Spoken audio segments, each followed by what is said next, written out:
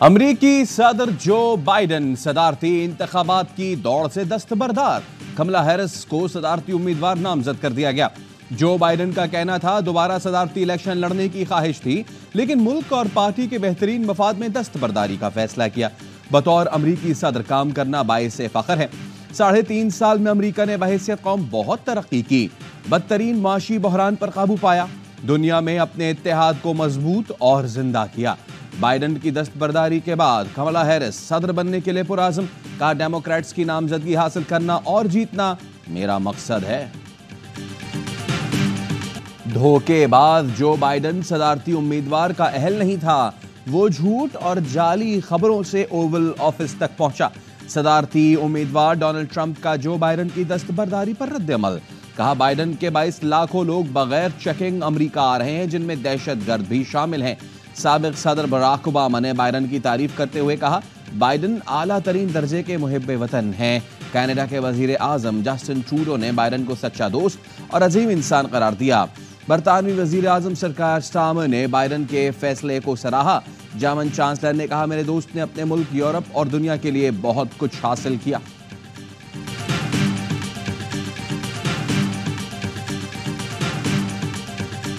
हमने एक बहुत शदीद एहतजाज किया है जर्मन हुकूमत से। इंटरनेशनल लॉ के मुताबिक ये जर्मन हुकूमत की जिम्मेदारी है। सबसे पहली डिमांड हमारी यही है कि जो शरपसंद शामिल थे उन सबको आइडेंटिफाई किया जाए, उनको प्रोसिक्यूट किया जाए, पनिश किया जाए। फ्रैंकफर्ट में काउंसिल खाने के बाहर लोग जमा हुए तो सिक्योरिटी इंतजामात सही नहीं थे। कहीं एहतजाज की कॉल हो तो सफारत खाने की सिक्योरिटी बढ़ा दी जाती है। तर्जुमान दफ्तर खारजा मुमताज ज़ारा बलोच का कहना है कि कल जर्मन सफीर से बात हुई तो उन्होंने माजरत की। जर्मन हुक्काम ने सख्त एक्शन की यकीन दहानी कराई है। शवाहिद के साथ बताएंगे कि एहतजाज करने वाले किस मुल्क के शहरी थे।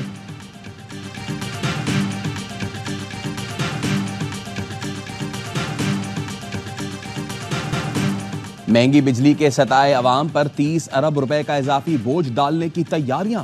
बिजली फी यूनिट 2 रुपए 11 पैसे मजीद महंगी करने की दरखास्त नेफ्रा में है। जराये के मुताबिक CPPA ने जून की माहाना फ्यूल एडजस्टमेंट में इजाफा मांगा है। के इलेक्ट्रिक ने भी जून की एडजस्टमेंट में फी यूनिट 2 रुपए 92 पैसे का इजाफा मांग लिया।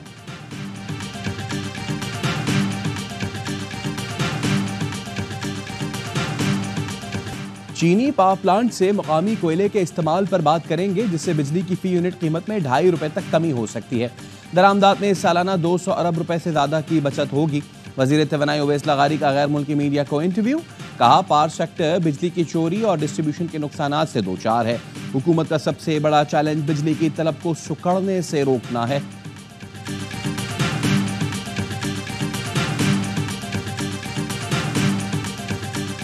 रिसर्च किया और जब इस चीज़ को उठाया गया तो बड़ा पता ही चलता है कि इसमें तो बहुत से गैर मुनसिफाना जो है चीज़ें की गई हैं और बड़े गलत तरीके से इसको पैकेज को बनाया गया है। कैपेसिटी चार्जेस के मद में कि हम 45,000 मेगावाट बिजली बनाने की सलाहियत रखते हैं, लेकिन हम उसको ट्रांसमिशन करने की सलाहियत खाली 22,000 मेगावाट रखते हैं और आधी से ज़्यादा बिजली जो हम नहीं खरीद रहे, नहीं इस्तेमाल कर रहे हैं, उसके पैसे पूरे दे रहे हैं, डॉलर में दे रहे हैं और काइबोर के नहीं लैबोर के रेट के हिसाब से दे रहे हैं, जो अनजस्टिफाई है। महंगी बिजली और टैक्सों की भरमार ने इंडस्ट्री को तबाही के दहाने पर पहुंचा दिया। Korangi association of trade industry के सदर जौहर कंधारी कहते हैं, कोरंगी में 350 सनतें बंद हो चुकी हैं। साबिक निगरान वजीर तिजारत गौहर एजाज का कहना है, कहा जाता है IPPs से मुआहदे रिवाइज नहीं हो सकते। 52% IPPs तो हुकूमत के अपने हैं। सरकारी IPPs को पैदावार के हिसाब से अदाई में क्या मुश्किल है।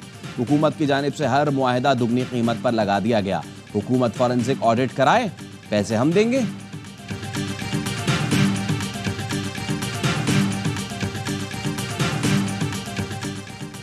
नौ मई के 12 मुकदमात में बानी PTI से तफ्तीश के लिए लाहौर पुलिस की टीम अडियाला जेल पहुंच गई।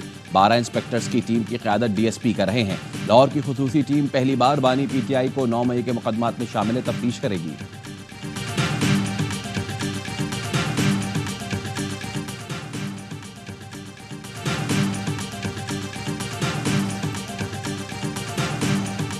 सुप्रीम कोर्ट के फैसले में वो रिलीफ दिए गए जो मांगे ही नहीं गए थे। PTI पर पाबंदी से मुतालिक वफाकी हुकूमत मामला काबीना में लाए। इसके बाद पीपल्स पार्टी अपना मौक़िफ़ देगी। सिंध के सीनियर वजीर शर्जील मेमन कहते हैं सिस्टम भी चलेगा, हुकूमत भी चलेगी। मायूसी फैलाने वाले अपने मकसद में कामयाब नहीं होंगे। पीटीआई के वुज़रा ने IMF को खत लिखा कि इमदाद ना दी जाए। पीटीआई इस हद तक भी मुल्क को नुकसान पहुंचाने के लिए काम करती रही है। इलेक्शन एक्ट कहता है जो पार्टी ममनुआ फंड ले वो अहल नहीं। पीटीआई ने स्टे ऑर्डर पर स्टे ऑर्डर लिया, उन्हें पता था ये मुजरिम हैं। पीपल्स पार्टी रहनुमा निसार खोड़ो का कहना है सियासी जमात पर पाबंदी नहीं लगनी चाहिए। 9 मई के केसेस फौजी अदालत में जेरे समात हैं, फैसला आता है तो पाबंदी की बात जेरे गौर आ सकती है।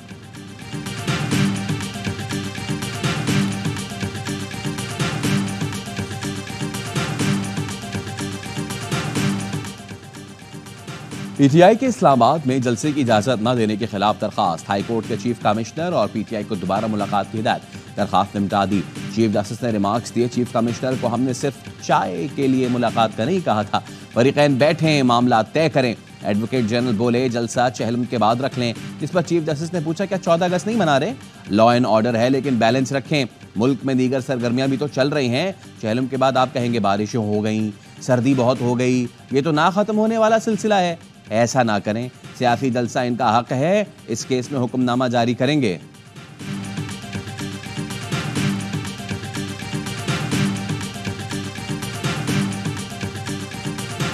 कुछ मुसल्ला लोग सरकारी और गैर सरकारी मामलात में मदाखलत कर रहे हैं। सूबाई हुकूमत, पुलिस और अवाम को मुसल्ला लोगों पर तहफ़्फ़ुज़ात हैं। वज़ीर आला खैबर पख्तूनख्वा अली अमीन गंदापुर कहते हैं पुलिस को हुक्म दिया है ऐसे मुसल्ला नासिर को फौरी गिरफ्तार करे। कबायली अमायदीन और जिम्मेदारान से मिलकर बन्नू में सूरत हाल मामूल पर लाई गई।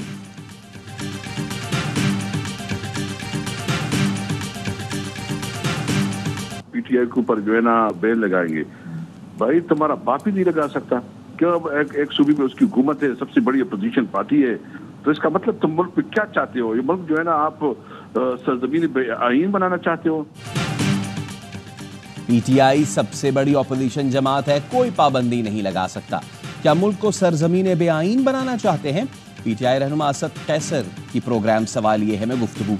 बोले जुमे को मुल्क गिर एहतजाज होगा, जुल्म के खिलाफ जद्दोजहद करेंगे और हुकूमत के मुस्ताफी होने का मुतालबा करेंगे। हमारे कारकुनों और सोशल मीडिया से वाबस्ता लोगों को अगवा किया जा रहा है।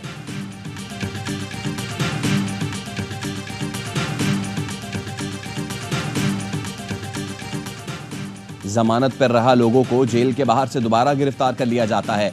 कुछ अरसा पहले आपकी पार्टी मुतासिर थी, आज आपकी हुकूमत में ऐसा हो रहा है। जो लोग कसूरवार हैं उनके खिलाफ मुकदमा दर्ज करें।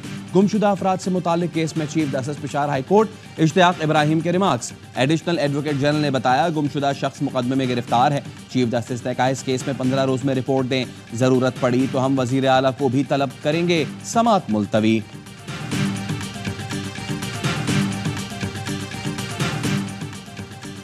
पीटीआई कोऑर्डिनेटर अहमद वकास जंजुआ का 7 रोजा जिस्मानी रिमांड मंजूर। अहमद वकास जंजुआ को इंसदाद दहशतगर्दी अदालत में पेश किया गया। तफ्तीशी अफसर ने बताया मुलजिम से धमाका खेज मवाद बरामद हुआ। इस्लामाबाद हाई कोर्ट ने अहमद जंजुआ की बाजियाबी के लिए दरखास्त पर एडिशनल अटॉर्नी जनरल को आज तफसीलात पेश करने की हिदायत की।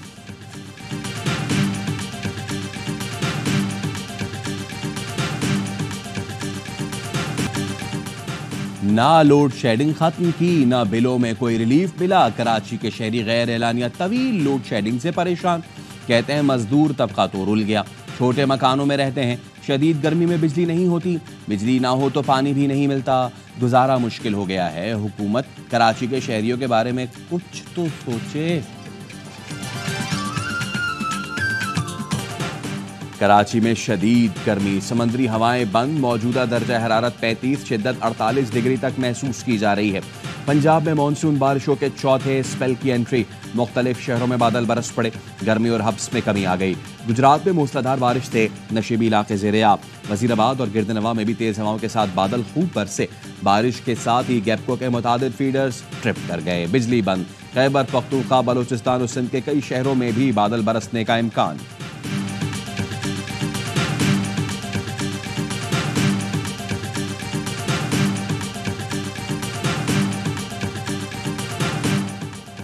आइंदा 2 साल सूबों को ट्रांसफर सूद अदा करके वफाक को अखराजात के लिए कर्ज लेना पड़ेगा। वजारत खजाना की 3 साला मुआशी हिकमत अमली में इंकशाफ। ज़राए का कहना है अखराजात के लिए वफाक को रोजाना 30 अरब रुपए से ज़ायद कर्ज लेना पड़ेगा। हुकूमती अखराजात, पेंशन, तनख्वाहों के लिए वफाक के पास पैसे नहीं होंगे। सूद अदायगियों, NFC अवार्ड के तहत सूबों को ट्रांसफर का बजट बढ़ रहा है।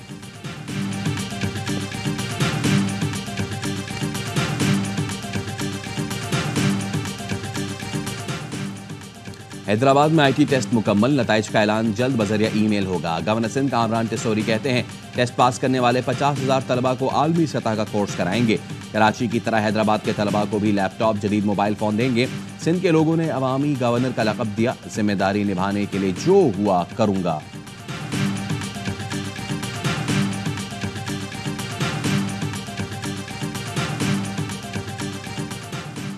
सरकारी महकमों की मॉनिटरिंग बेहतर बनाने के लिए टेक्नोलॉजी पर इन्हिसार बढ़ाया जाए। वज़ीर आला पंजाब मरियम नवाज की chairperson chief minister directorate of evaluation Babar Alauddin से मुलाकात में गुफ्तगू।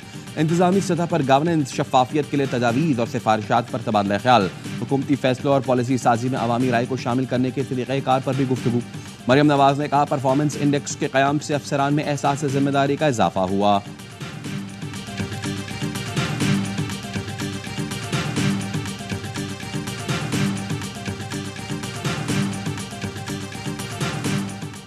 पंजगूर पुलिस का ऑपरेशन 5 मुग़वियों को बाजियाब करा लिया, 2 अगवाकारों को गिरफ्तार कर लिया। पुलिस का कहना है गिरफ्तार मुलजिमान ने शहरियों को 11 रोज कबल काम के बहाने बुलाकर तावान के लिए अगवा किया था।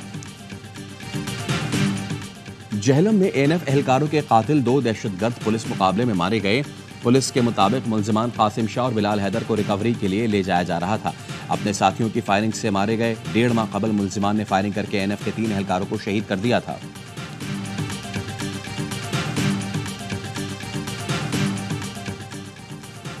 मारूफ राइटर खलीलुर रहमान कमर को ड्रामा बनाने का झांसा देकर लूट लिया गया। लाहौर पुलिस ने 4 मुलजिमान को हिरासत में ले लिया। एफआईआर के मुताबिक आमना उरूज नामी खातून ने फोन करके कहा वो ड्रामा बनाना चाहती हैं। खलीलुर रहमान कमर जब खातून की भेजी गई लोकेशन पर पहुंचे तो कमरे में बिठाया गया। कुछ देर बाद नामालूम मुसल्ला लोग आए और ज़दोकोब करके मोबाइल फोन, नकदी, एटीएम और दीगर चीजें छीन लिए। फिर आंखों पर पट्टी बांधकर नामालूम मुकाम पर फेंक दिया।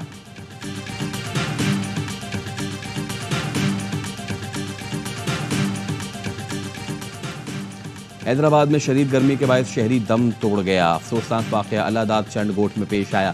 इलाका मकीनों के मुताबिक इलाके की बिजली 5 रोज से बंद है। गर्मी से इंतकाल करने वाले शहरी के गुस्ल के लिए पानी तक नहीं था। मैयत के गुस्ल के लिए पानी खरीद कर बंदोबस्त किया गया।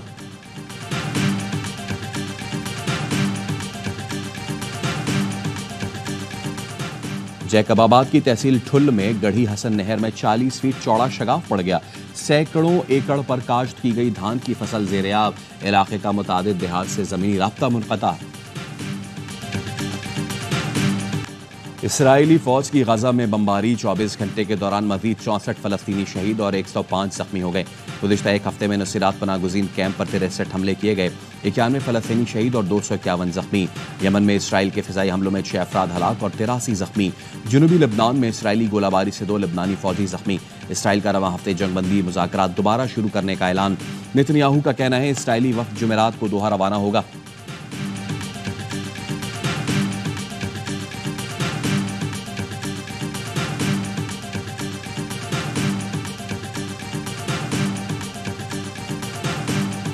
हुकूमत सुप्रीम कोर्ट के हुक्म के मुताबिक पहले नोटिफिकेशन जारी करे, फिर एहतजाज खत्म करेंगे।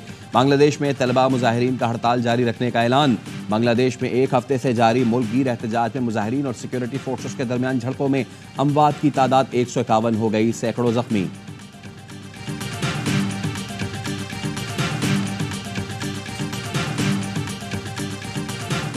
विमेंस T20 एशिया कप में गर्ल्स इन ग्रीन का शानदार कमबैक। नेपाल को 9 विकेटों से आउट क्लास कर दिया। 109 रन का हदफ 12वें ओवर में पूरा कर लिया। गुल फिरोजा 57 रन बनाकर top scorer. Muneeba Ali 40 run बनाकर नॉट आउट रही।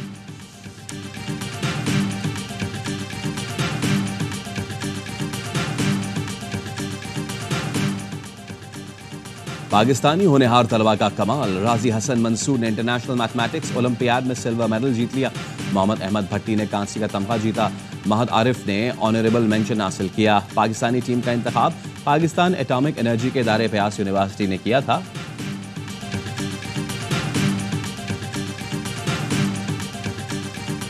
और स्विडिश टेनिस टूर्नामेंट में बड़ा अपसेट। राफेल नडाल को फाइनल में शिकस्त। स्विडिश ओपन फाइनल में पुर्तगाल के नोनो बोजेस ने साबिक आलमी नंबर 1 राफेल नडाल को आउट क्लास कर दिया। 37 साल राफेल नडाल ने साल 2022 के बाद पहली बार फाइनल में जगह बनाई।